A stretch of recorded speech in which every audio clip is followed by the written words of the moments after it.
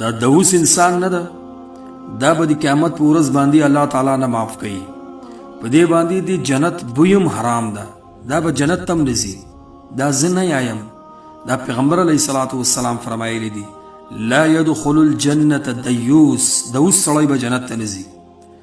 بل حدیث کې فرمایلی دي ثلاثة قد حرم الله عليهم الجنة، په دریو کسانو باندې الله تعالی جنت حرام کړی ده. مدمن الخمر، عادي شرابي، والعاق د مور پلار ازاری، والدیوث او دوس انسان. وزدلتا سوال دا پیدا کیږي چې دا دوس چاته ویل کیږي؟ نو دغه جواب هم پیغمبر علیه الصلاة والسلام ویلی ده، ای الذي يقر في اهله الخبث. دوس یغه انسان ته ویل کیږي چې هغه په د خپل کور کې په خپلو سترګو باندې بې حیایي ویني او د سترګې په پټي کې غږ نه ورته کوي. دا دوس انسان ده.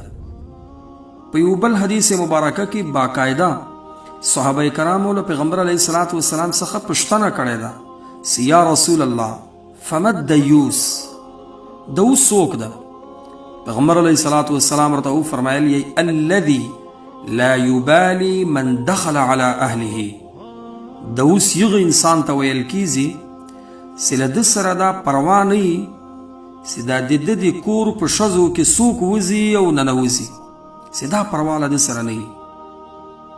اوس دا د ده په کور کې چې وځي ننوځي او له ده سره پروا نسته، له دې نه مراد د بازار لا د ګلۍ پردي خلک نه دي، له دې نه مراد نامحرمه خلک دي او هغه خلک چې موږ یو تاسې د کور بولو، د ځانې بولو، د ماما زمن، د تر زمن، د ترور زمن، د اکا زمن، دا د موږ د کور د زنانو له اخباره نامحرمه دي.